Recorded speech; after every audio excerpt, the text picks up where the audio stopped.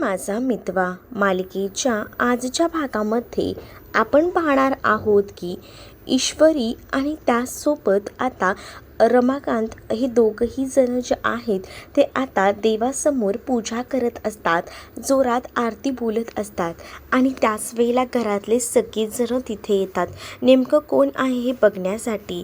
तर रमाकांत राजे शिर्के ईश्वरी हे दोघंही जण आता आरती करत असतात हे लांबूनच सगळ्यांना दिसतं.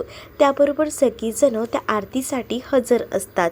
मग दुसरीकडे मात्र आता वल्लरी जी आहे ती तर विचार करत असते की काय चाललंय हे. मी घरातल्या सगळ्यांना या सगळ्या गोष्टीपासून लांब ठेवू पाहते, पण या सगळ्या गोष्टी लांब का होत नाही आहेत असा प्रश्नही आता पडलेला असतो.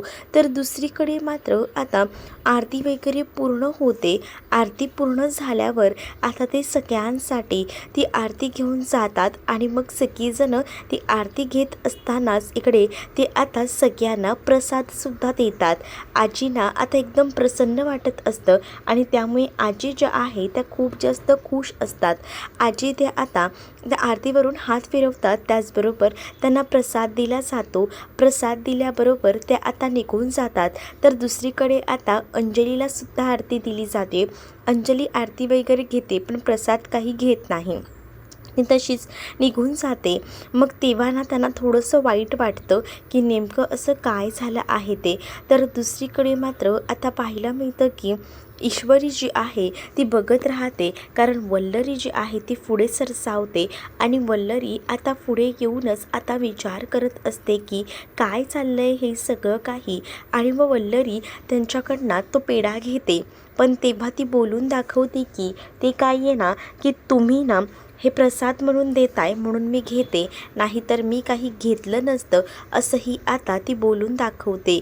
तर दुसरीकडे मात्र आता जे मामा आहेत ते मात्र प्रसादही घेतात, आरतीही घेतात अगदी आनंदाने आणि त्यानंतर मात्र ते सुद्धा तिकडनं जायला निघतात. आता कुठे बाबांना बरं वाटत असतं, पण दुसरीकडे मात्र बाबांना हा प्रश्न देखील असतो की अर्णव कुठे आहे. अर्णव काही आलेला नसतो ना. मग आता अर्णवबद्दल ते विचारत असतात. अर्णवबद्दल विचारत असतानाच ईश्वरी म्हणत असते की अर्णव सरांना तसंही या पूजेमध्ये वगैरे काहीच इंटरेस्ट नाही आहे, पण हल्ली हल्ली जरा काहीसं चांगलं वाटतं. मग तेवढ्यातच ना अर्णवही नेमका खाली आलेला असतो. मग अर्णवसमोर ती आरती वगैरे ठेवली जाते.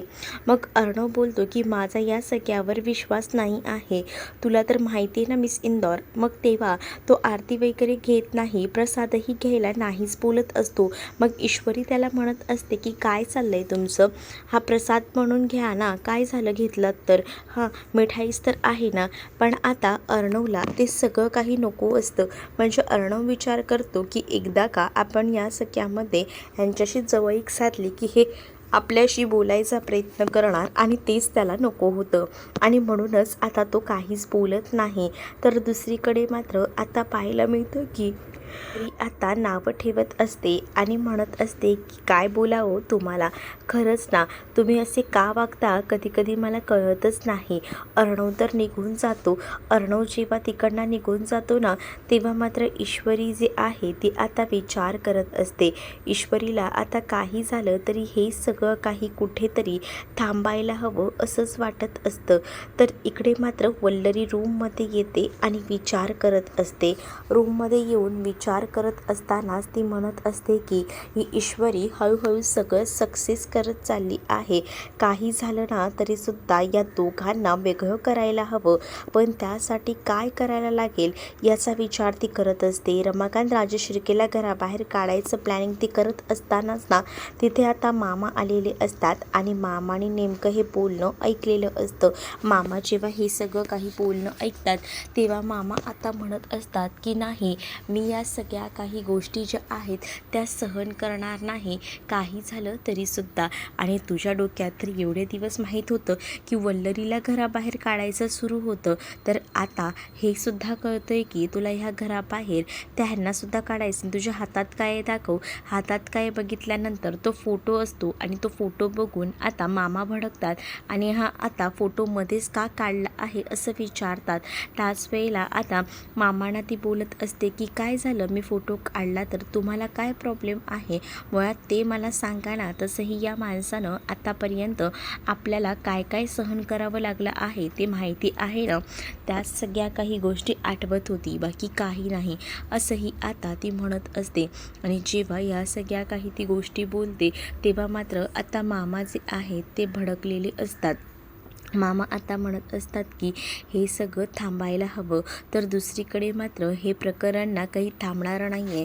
तुम्हाला तर चांगलंच माहिती आहे त्या ईश्वरीने या घरात त्या माणसाला आणलंय ना, पण त्या माणसाला स्वतः त्यांचा पोटचा मुलगा अर्णवसुद्धा स्वीकारायला तयार नाही आहे. तर आपण कोण आहोत आणि तुम्ही मला एक सांगा की त्यांच्याशी एवढं चांगलं वागायचं कारणच काय, काय गरज आहे त्यांच्याशी एवढं गोडी गुलाबीने वागायचं. त्यावर मामा म्हणतात की मी त्यांचा मेहुणा आहे तर मी त्यांच्याशी तसंच वागणार. तर दुसरीकडे मात्र आता ईश्वरी आलेली असते आणि ईश्वरी जेव्हा येते ना तेव्हा गाडीतील एक पिशवी त्यांची राहिलेली असते. गाडीच्या डिक्कीमध्येच ती त्यांना द्यायला येते. बाबा म्हणत असतात की हो मी विसरलोच आहे. तर आता जेव्हा ती जात असते तेव्हा तिच्या लक्षात येतं की त्या पिशवीमध्ये एवढं आहे तरी काय, म्हणून ती जस्ट बघते तर त्या पिशवीमध्ये ना अर्णवचे आणि अंजलीचे लहानपणापासून जपून ठेवलेले काही खेळणी, काही वस्तू या सगळ्या काही होत्या आणि त्यात काही फोटोसुद्धा होते जे की त्यांच्या कायम लक्षात राहतील. म्हणूनच त्यांनी हे सगळं काही केलेलं होतं. म्हणून मग आता ईश्वरी हे सगळं काही बघते तेव्हा ईश्वरीच्या लक्षात येतं की हे जर आपण अर्णव सरांसमोर आणलं तर चांगलंच होईल ना. दुसरीकडे मात्र मध्येच ठसका लागतो बाबांना आणि म्हणून मग बाबांना ती पाणी वगैरे देत असते. बाबा तेव्हा कुठे जाऊन रिलॅक्स होतात. बाबा तेव्हा त्यांना बरं वाटतं. त्यानंतर मात्र आता ईश्वरीला ते म्हणत असतात की काय करावं गं खरंच कळत नाही. ईश्वरी म्हणत असते की थोडा वेळ द्या, सगळ्या काही गोष्टी नीट होतील असंही आता त्यांनी सांगितलेलं असतं. तर दुसरीकडे मात्र आता ईश्वरीने त्या पिशवीतले सगळं सामान बघितलेलं असतं, ज्यामध्ये एक कॅप असते चिंटू नावाची. आणि ती कॅप बघितल्यानंतर ना आता ईश्वरीच्या लक्षात येतं की आता आपण हीच कॅप दाखवू शकतो. आणि असा विचार करून ना तिने आता ती कॅप जी आहे ती बघितलेली असते, त्यासोबत काही खेळणी आणि फोटो. आणि जेव्हा हे सगळं ती काही बघते तेव्हा तिच्या लक्षात येतं की नाही, आपल्यासाठी हे सगळं काही खरंच खूप जास्त महत्त्वाचं आहे. म्हणजेच काय, तर आपल्याला या सगळ्या काही गोष्टी दिसत आहेत त्यावरूनच त्याने हा सगळा काही हिशोब मांडलेला असतो. मग आता ते विचार करू लागतात आणि मग ती ठरवते की अर्णवचं बोलणं तिला आठवतं. अर्णवने ज्या पद्धतीने ईश्वरीला आता त्या सगळ्या काही गोष्टी दाखवल्या होत्या आणि तेव्हा तो म्हणाला होता की आमचं बालपण आम्ही विसरलो आहोत आणि ह्या सगळ्या काही गोष्टी, आणि त्या आठवल्यानंतर ना त्रास मात्र आता होत असतो अर्णवला. मग आता ईश्वरीला हे दाखवायचं असतं अर्णवला की बघा, जरी तुम्ही ह्या सगळ्या काही गोष्टी मानत नसल्यात ना तरीसुद्धा बाबाने सुद्धा हे सगळं काही सांभाळून ठेवलेलं आहे. म्हणून ईश्वरी जराही थांबत नाही आणि निघून जाते. ईश्वरी अशी घाईघाईत निघाली आहे हे आता बाबांना दिसतं. बाबा आता ईश्वरीच्या मागे धावतच जात असतात की ईश्वरी ईश्वरी करत. तर तोपर्यंत ईश्वरी इकडे रूममध्ये आलेली असते आणि रूममध्ये येऊन अर्णवला ती खाली चालायला सांगत असते. अर्णव म्हणत असतो की मी आता कुठेही येणार नाही आहे, मला तुझं काही ऐकायचं नाही आहे, पण ईश्वरी फोर्स करत असते. दुसरीकडे वल्लरी आणि मामा बोलत असतात. तर वल्लरी आणि मामालासुद्धा हे बोलणं ऐकायला जातं. मग त्यांच्या लक्षात येतं की नक्कीच काहीतरी गडबड सुरू आहे. मग काय सुरू आहे हे तर बघायला हवं. आणि म्हणूनच ना मग आता ते दोघंही जणसुद्धा बाहेर जायला निघतात. आणि जेव्हा दोघंही जण बाहेर जातात ना तेव्हा मात्र आता ईश्वरी समोर अर्णव आणि त्याचसोबत त्याचे बाबा असतात. आणि हे एकत्र बघूनच ना तो म्हणत असतो की कशाला मला बोलवले. मग ईश्वरी म्हणत असते की तुम्ही तुमच्या बाबांना समजून घ्या. पण त्यावर अर्णवचं हेच असतं की मी काही झालं तरी त्यांना समजून घेऊ शकत नाही. ईश्वरी म्हणत असते की तुम्ही असं का करताय, प्लीज असं करू नका. आणि ईश्वरी समजवायचा प्रयत्न करत असते, पण ईश्वरीचं आता ते ऐकायला काही देखील तयार नसतो. तो सरळ सांगत असतो की नाही, मी ह्या माणसाला कधीच माझा बाप मानू शकत नाही, कारण या माणसाने ना आतापर्यंत दगडाच्या काळजाचा हा माणूस आहे, याने आमचं बालपण हिरावून घेतलं आहे असं देखील आता म्हटलं जातं. जेव्हा आता या सगळ्या काही गोष्टी बोलल्या जातात तेव्हा मात्र ईश्वरी म्हणत असते की थांबा अर्णव सर, तुम्हाला अजून पूर्ण गोष्टी तर माहितीच नाही आहेत. आणि असं बोलूनच ना आता अर्णव जो आहे तो म्हणत असतो की म्हणजे तुला नेमकं म्हणायचं तरी काय आहे, अजून कसल्या गोष्टी कळायच्या आहेत हे देखील आता म्हटलं जातं. पण ईश्वरीकडे आता सगळे पुरावे असतात ना, त्यामुळेच ईश्वरी एवढं सगळं काही बोलत असते. त्यानंतर मात्र आता ईश्वरी जे आहे ती अर्णवला म्हणत असते की तुम्हाला असं नाही कळणार, जरा थांबा. आणि मग ना आता ईश्वरी आतमध्ये जात असते. बाबासुद्धा विचारतात की काय झालं ईश्वरी, तू असं काय करतेस, कारण तिला आता दाखवून द्यायचं असतं की तुमचे बाबा तुमच्यावर किती प्रेम करतात, त्याने तुमचं बालपण कशा पद्धतीने सांभाळून ठेवलं आहे हे सुद्धा तिला दाखवायचं असतं. आणि यासाठी ती कोणालाही न सांगता आतमध्ये निघून जाते. आणि जेव्हा ती आतमध्ये जाते ना तेव्हा ते पूर्ण गाठोडं ती उचलते, कारण त्या गाठोड्यामध्ये सगळ्या त्याच गोष्टी असतात. आणि त्यांनी ते गाठोडं अगदी इतक्या वर्षांपासून सांभाळून ठेवलेलं होतं. आणि जेव्हा ईश्वरी ते गाठोडं बाहेर घेऊन येते तेव्हा ते गाठोडं ती सगळं काही ते ओपन करते. आणि गाठोडं तिथे ओपन केल्यामुळे ना आता सगळ्याच काही गोष्टींचा खुलासा होतो. आणि जेव्हा ते गाठोडं उघडलं जातं तेव्हा आता त्या गाठोड्यामध्ये सगळ्या काही गोष्टी असतात, जसं की अंजलीचं लहानपणीचं ते झबलं, त्यासोबत काही खेळणी, अर्णवची ती कॅप, फोटो, ह्या सगळ्या काही गोष्टी असतात. आणि ते जेव्हा सगळं खाली पडतं तेव्हा अर्णव आणि अंजली तर चकितच होतात आणि ते विचार करतात की हे सगळं काय आहे. मग दुसरीकडे मात्र आता ते सगळ्या काही गोष्टी दिसल्यानंतर ते मामा म्हणत असतात की ईश्वरी हे सगळं काही काय आहे. त्यावर ईश्वरी म्हणते की मामा, या सगळ्या काही गोष्टी अर्णव सरांच्या वडिलांनी आतापर्यंत जपून ठेवल्या आहेत. आणि अर्णव सर असं म्हणतात की हे उलट्या काळजाचे आहेत, काय गरज आहे हे सगळं बोलायची, कारण त्यांच्या वडिलांनी आतापर्यंत केवढ्या गोष्टी जपून ठेवल्यात, त्यांनासुद्धा त्यांचं बालपण महत्त्वाचं वाटत होतंच ना, पण तशी जी काही गरज होती त्यामुळे त्यांना हे घर सोडून जायला लागलं. आता अंजलीचे डोळेसुद्धा पाणावलेले असतात, कारण अंजलीने खाली पडलेली ती खेळणी झबलं स्वतःचं पाहिलेलं होतं आणि त्यामुळे तिला राहवत नव्हतं. ती आता ते झबलं उचलायला जाते, कारण ते झबलं जे आहे ते खूप महत्त्वाचं असतं. पण ते झबलं ती उचलायच्या आधी बाबाच उचलतात आणि ते आता म्हणत असतात की हे माझ्या अंजूचं झबलं आहे, अगदी लहान होती ना तेव्हाचं, पण हे मी जाताना घेऊन गेलो होतो, कारण ह्यांचं बालपण माझ्यामुळे हरवलं होतं आणि ते मला नको होतं. निदान त्यांच्या आठवणी तरी माझ्यासोबत हव्या होत्या आणि म्हणूनच मी हे झबलं घेतलेलं आहे, असं देखील आता ते म्हणत असतात.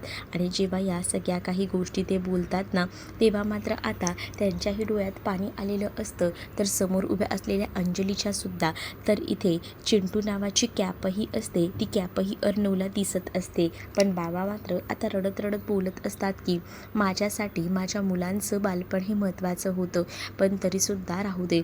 मग आता त्यांना हेच म्हणायचं असतं की तुमचं बालपण मी खरंच बाहेर राहून खूप मिस केलं, पण आता तुम्हाला ते थोडं वेगळं वाटतंय, असंही त्यांचं म्हणणं असतं. दुसरीकडे मात्र आता जो अर्णव आहे तो मात्र आता बघत राहतो, कारण त्या झबल्याला जवळ घेऊन ते खूप जास्त रडत असतात. तर तिथेच आता फोटोसुद्धा असतो, जो की फॅमिली फोटो असतो, लहानपणीची खेळणी हे सुद्धा असतं. अंजली आता ते सगळं काही बघते. अंजलीला ते सगळं बघून अगदीच ना डोळे पाणावलेले असतात. त्यांच्या लहानपणीचे शूज आणि हे सगळं काही सुद्धा तिथे असतं पडलेलं, आणि हे सगळं बघून आता अगदीच ना डोळे भरून येतात.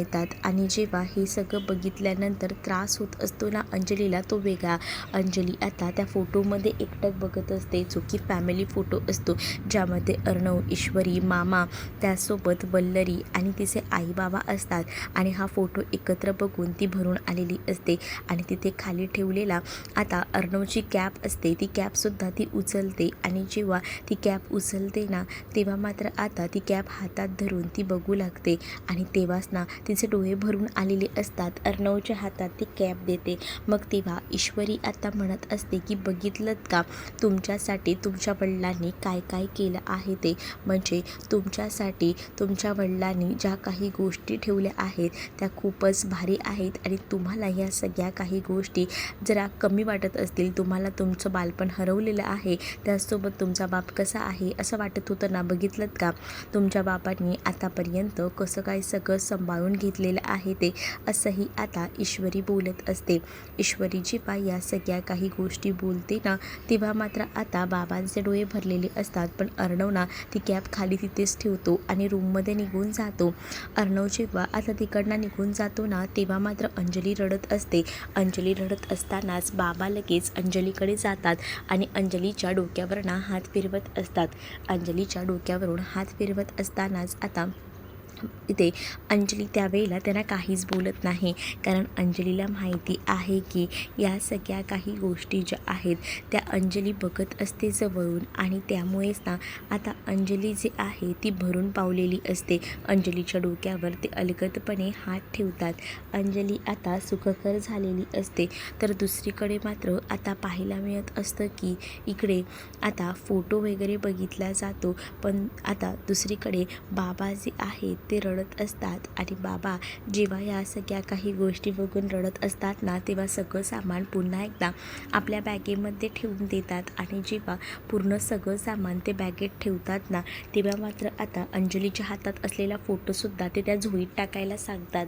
आणि तेव्हासुद्धा ती झोळीत टाकते, पण तेव्हा ना ती खूप जास्त भरून आलेलं असतं तिला, कारण तिला आता तिच्या बाबांची खरी किंमत कळलेली असते.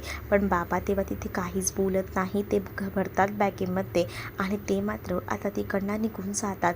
जेव्हा आता त्या सगळ्या काही गोष्टी घेऊन ते निघून जातात ना, तेव्हा मात्र आता अंजली खूप जास्त रडत असते आणि आजीला मिटिंग मारते. आजीला जेव्हा ती मिठी मारते ना, तेव्हा मात्र आजीसुद्धा तिला जवळ घेते. आजीला माहिती असतं की खरंच ना मुलांना किती त्रास होतोय, त्यांचं बालपण त्यांना आठवतंय.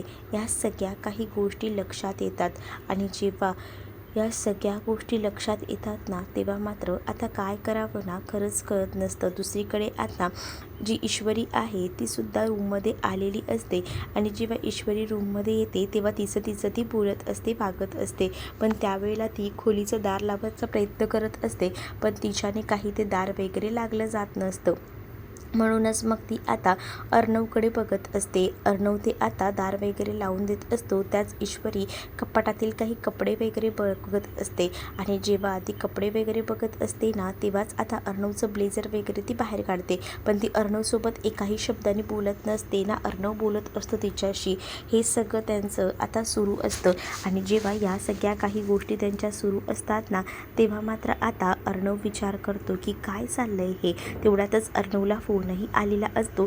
तर ईश्वरीही विचार करते की काय माणूस आहे ना हा, म्हणजे या माणसाला खरंच ना काहीच फरक पडत नाही आहे माझा. जर ह्यांना फरक पडला असता तर स्वतःहून माझ्याशी बोलायला आले असते, पण कुठे येत आहेत माझ्याशी बोलायला, मग मी तरी कशाला जाऊ त्यांच्याशी बोलायला, असाही ती आता विचार करत असते. मग दुसरीकडे मात्र आता ईश्वरी या सगळ्याचा विचार करत असतानाच मग आता अर्णव रात्रीच्या वेळेला झोपायचं असतं, म्हणूनच फ्रेश वगैरे होऊन आलेला असतो. आणि जेव्हा फ्रेश वगैरे होऊन तो येतो ना, तेव्हा आता तो ईश्वरीच्या बाजूला बसतो. ईश्वरीच्या डोळ्यामध्ये ईश्वरीला ड्रॉप्स टाकायचा असतो, त्यामुळे ईश्वरी ड्रॉप्स टाकण्यासाठी ती बाटलीचं पूस उघडत असते.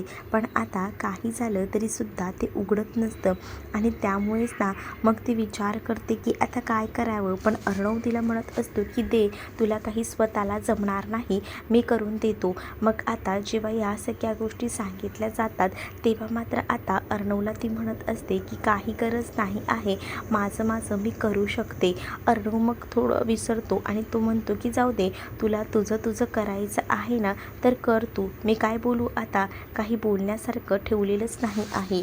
आणि असं बोलूनच ना आता मात्र ती एकटीच ड्रॉप्स टाकत असते, पण तिच्या डोळ्यात ना काही ड्रॉप्स जात नसतो. आणि जेव्हा तिच्या डोळ्यात तो नीट ड्रॉप्ससुद्धा जात नसतो ना, तेव्हा मात्र आता अर्णव जो आहे तो स्वतःहून तिला ड्रॉप वगैरे घालून द्यायचं का म्हणत असतो. पण ईश्वरी म्हणत असते की मला माझ्या देवाने हात दिलेले आहेत, तर मी घालू शकते माझं. मग असंही ती म्हटल्यानंतर तिला काही ड्रॉप घालता येत नसतो. मग अर्णवला ह्या गोष्टी कळतात. मग अर्णव जो आहे तो स्वतःहूनच तिला ड्रॉप वगैरे घालू लागतो. मग आता जेव्हा तो ड्रॉप घालत असतो ना, तेव्हा मात्र आता ईश्वरीसुद्धा शांत राहते. मग ती अर्णवकडनं ड्रॉप घालून घेते, दुसरा पर्याय तिच्याकडे उरलेला नसतो आणि म्हणूनच या सगळ्या काही गोष्टी ती आता सहन करत असते. जेव्हा आता हे सगळं काही ती करत असते ना, तेव्हा मात्र आता अर्णव हळूच तिच्या डोळ्यामध्ये ड्रॉप टाकतो आणि जेव्हा तिच्या डोळ्यामध्ये तो ड्रॉप टाकतो ना, तेव्हा मात्र आता ईश्वरी जी आहे ती मात्र आता अर्णवकडे बघत असते. दोघंही जण एकमेकांमध्ये हरवून जातात आणि जेव्हा दोघंही जण एकमेकांमध्ये हरवतात ना, तेव्हा एकमेकांच्या डोळ्यात डोळे घालून बघत असतात. कारण त्यांच्यासाठी ह्या सगळ्या काही गोष्टी जरा वेगळ्याच होत्या आणि हे सगळं बघूनच ना आता एकदमच भरून आलेलं असतं. तर दुसरीकडे मात्र आता पाहायला मिळत असतं अर्णव आणि ईश्वरी दोघंही जण एकमेकांमध्ये हरवून जातात. एकदमच दोघंही जण बघत राहतात एकमेकांच्या डोळ्यांमध्ये. त्यांना आता बाकी दुसरं काहीही दिसत नसतं आणि या सगळ्या ह्याच्यामध्ये दोघांनी एकमेकांना आता काही विसरायचं ठरवलेलं नसतं. कारण त्यांचं जे काही प्रेम आहे, या सगळ्या काही गोष्टी आहेत त्या अगदीच ना दिसत असतात आणि ते डोळ्यात डोळे घालून जेव्हा बघत असतात ना, तेव्हा ईश्वरीही एकदम चकित होते आणि ईश्वरीही विचार करत असते की या सगळ्या काही ज्या काही गोष्टी आहेत त्या खरंच ना कशा आहेत ना. मग जेव्हा ती या सगळ्याचा विचार करत असते तेव्हा जरा कुठे जाऊन ती आता थोडंसं इकडे तिकडे बघू लागते आणि जेव्हा या सगळ्या काही गोष्टी ती बघत असते तेव्हा ती भानावर येते आणि मग नंतर ते दोघंही जण झोपायला घेत असतात. तर ईश्वरी जी आहे ती मात्र आता या सगळ्या गोष्टी बघत राहते. मग तिला छान वाटत असतं की काही झालं तरीसुद्धा आता अर्णवने आपल्या डोळ्यामध्ये ड्रॉप घातला. ती खूप जास्त खुश असते. अर्णवही त्या ड्रॉप्सकडे पाहत असतो. त्यानंतर तो आता या सगळ्या काही गोष्टी तिथे ठेवून देतो आणि जेव्हा तो ह्या सगळ्या काही गोष्टी ठेवून देतो ना, तेव्हा ईश्वरी त्याच्याकडे पाहत राहते. ईश्वरीला खूप भारी वाटत असतं कारण ईश्वरीसाठी सुद्धा एका वेगळ्याच दुनियेमध्ये हरवून गेलेली असते आणि जेव्हा या सगळ्या काही गोष्टी ज्या आहेत ती बघत असते ना, तेव्हा मात्र तिला आता एकदम भारी वाटत असतं. म्हणजे एकटीच ती हसत काय असते, कारण त्यानिमित्ताने का होईना अर्णव तिच्या अगदीच ना जवळ आलेला असतो ना, त्यामुळेच तिला ना आता भरून आलेलं असतं आणि म्हणून ती बघत असते. तर दुसरीकडे आता पाहायला मिळतं की या सगळ्या काही गोष्टी अशा पद्धतीने तर होत राहतात. त्यामुळे आता ती हसत असते. तर अर्णवची नजरही तिच्यावर असते.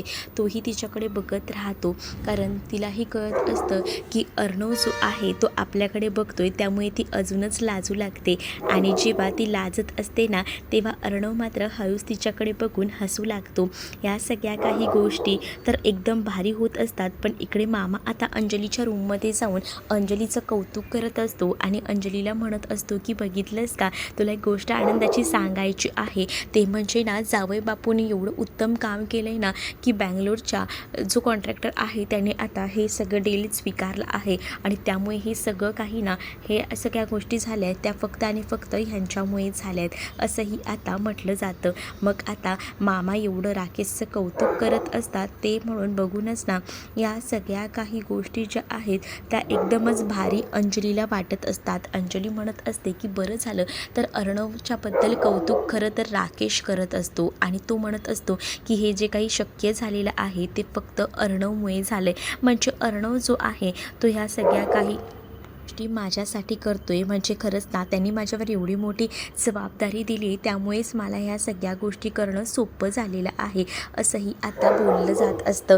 आणि तेव्हाच ना मी तर आता अर्णव सरांना सांगणार आहे की माझ्याबरोबर ना एखादा असिस्टंटसुद्धा द्या, कारण मला आता काम करायला आवडतं आहे आणि एवढ्या जोरात मी काम करतोय ना की मला अगदीच ना भरून गेल्यासारखं वाटतंय असंही आता तो म्हणत असतो. मग एवढ्या सगळ्या जबाबदाऱ्या आणि हे सगळं काही बघूनच ना मामासुद्धा सुखावलेले असतात. अंजलीला तर खूप छान वाटत असतं.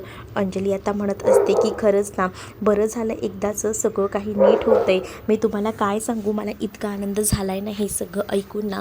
आता अंजलीला देवाचे आभारही मानायचे असतात, कारण जे काही राकेश काम करत असतो त्यामध्ये खरं तर आधी तिला वाटत असतं की यांची मेमरी केली तर ह्यांना काही कामं जमतील का, पण ती कामंसुद्धा अगदी उत्तमरित्या तो करत असतो. हे सगळं बघून बरं वाटतं. अंजली बाहेर निघून गेल्यानंतर इकडे मात्र हा राकेश म्हणत असतो की काय सांगू तुला गं, मला ना गोड गोड मुली आवडतात ना, त्यामुळे हे सगळं काही एवढं सगळं शक्य झाले. बायको काय बोलू तुला, असं एकटाच तो बडबडत असतो. तर पुढील भागामध्ये पाहायला मिळतं अर्णवबद्दल आता ते विचार करत असतात. बाबा ते म्हणत असतात की कधी सगळ्या काही गोष्टी ठीक होतील, काहीच कळत नाही आहे, कधी मला अर्णव स्वीकारेल. त्यावर ईश्वरी त्यांना समजावत असते तुम्ही फक्त मला मदत कराल का. आता बहुतेक ईश्वरी या सगळ्यामध्ये एक नाटक रचणार असते, जे की अर्णवला त्याच्या बाबांच्या जवळ आणणार असतं. इकडे मात्र आता ईश्वरीने त्या पत्रकाराला ब्लॅकमेल केलेलं असतं पिस्तूल दाखवून, आणि सुप्रिया आणि रमाकांतचे जे काही निगेटिव्स असतात ते मिळवलेले असतात. त्यानंतर अचानकपणे बाबा ओरडू लागतात,